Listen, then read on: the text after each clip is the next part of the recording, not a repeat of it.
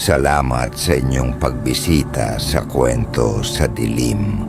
Isang mundo kung saan ang bawat sulok ay may kwento ng lihim, hiwaga at misteryo.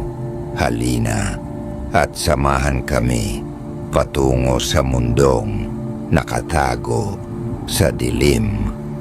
Sa oras na ito, isasama ko kayo sa isa na namang nakakakilabot na paglalakbay.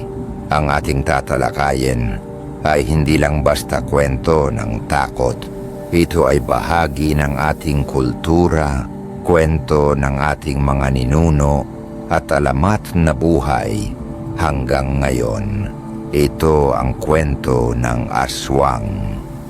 Simula ng alamat ng aswang, matagal ng bahagi ng ating kultura ang mga kwento tungkol sa aswang. Sinasabi na bago pa dumating ang mga Kastila sa Pilipinas, mayroon ng mga alamat ng nilalang na kumakain ng laman at umiinom ng dugo. Ayon sa mga matatanda, ang aswang ay may kakayahang magpalit ng anyo.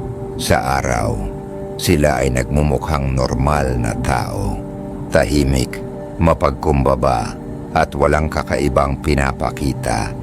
Pero pagsapit ng gabi, lumalabas ang kanilang tunay na anyo. Halimaw na handang manghuli at kumain ng tao. Anyo at katangian. Iba-iba ang paglalarawan sa aswang, depende sa lugar.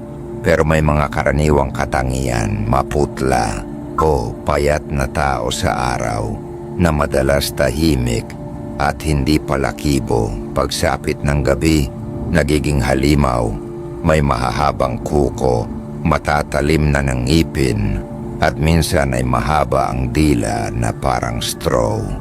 Kayang magpalit ng anyo bilang aso, baboy o malaking ibon. Mahilig sa laman ng tao, lalo na sa mga sanggol at buntis.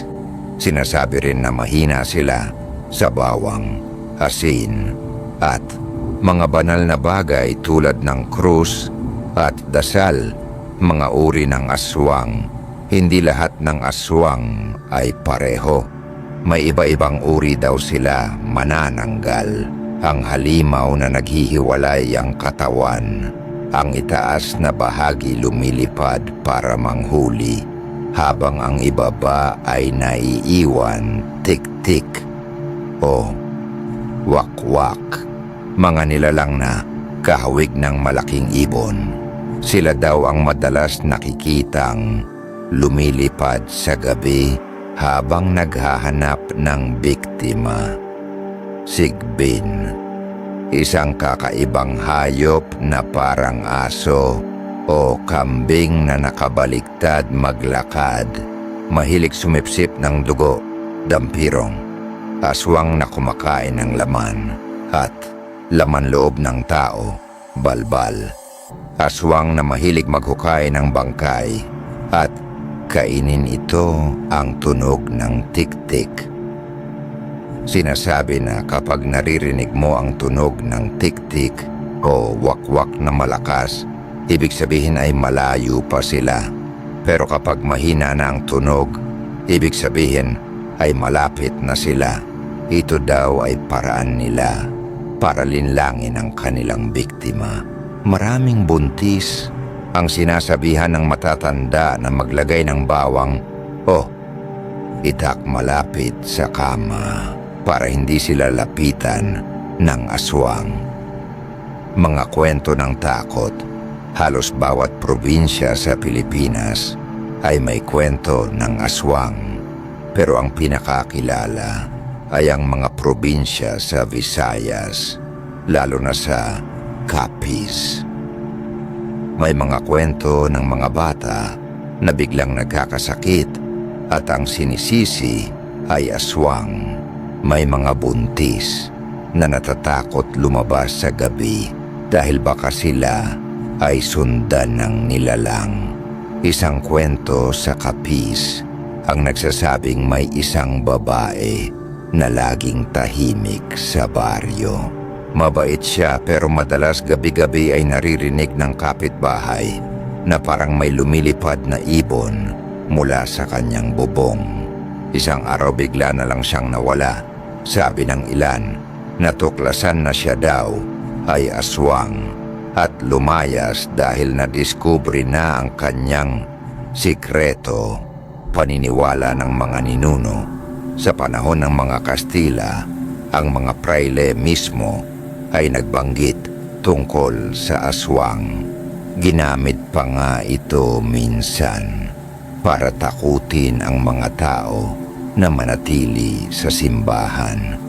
Pero ayon sa mga antropolohista, ang aswang ay maaring simbolo din ng takot ng mga tao sa mga sakit at kamatayan na hindi nila maipaliwanag noon.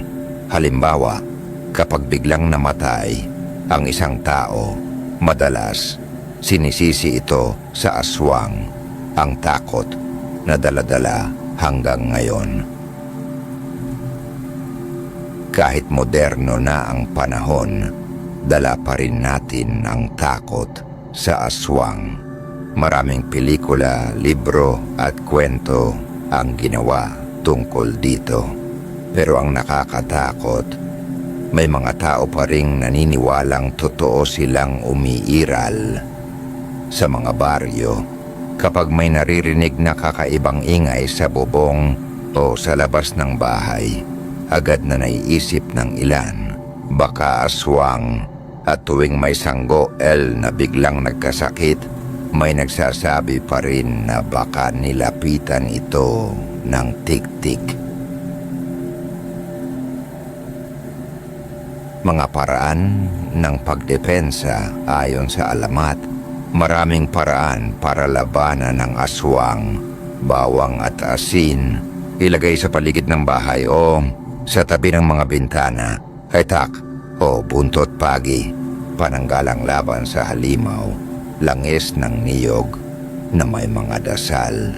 Ginagamit daw bilang proteksyon, pagdarasal at pananampalataya. Sinasabing pinakamabisang panlaban, modernong pagsasaliksik. May mga nagsasabing baka ang mga kwento ng aswang ay bunga ng maling akala. Halimbawa, mga hayop na nakikita sa gabi, mga sakit na hindi maipaliwanag noon, at takot sa dilim. Pero kahit may paliwanag, hindi pa rin natatanggal ang takot ng mga tao. Dahil minsan, may mga kwento na hindi kayang ipaliwanag ng siyensya, aswang at kultura. Sa kabila ng takot, ang aswang ay bahagi na ng ating kultura. Maraming kwento, dula at palabas ang ginawa tungkol dito. Sa ibang bansa, kapag naririnig nila ang salitang Philippines, madalas kasama sa naiisip nila ang salitang aswang. Ipinapakita nito na ang ating mga alamat ay buhay pa rin at bahagi ng ating pagkakakilanlan pagtatapos.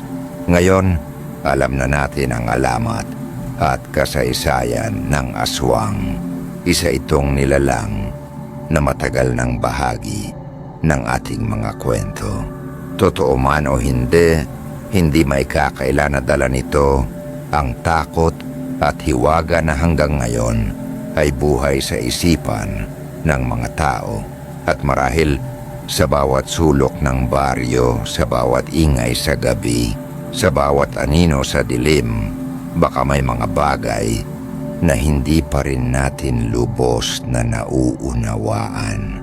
Sa gabi ng katahimikan, may mga nilalang na nagtatago sa anino. Sila ang mga aswang, at dito nagtatapos ang ating kwento. Kung inyong nagustuhan ang kwentong ito, huwag kalimutang mag-subscribe sa Kwento sa Dilim, i-like ang video na ito, i-ring ang notification bell, at i-share sa mga kakilala mong mahilig din sa mga kwentong katatakutan. Tandaan, sa bawat sulok ng dilim, may kwentong naghihintay. Hanggang sa muli nating pagkikita,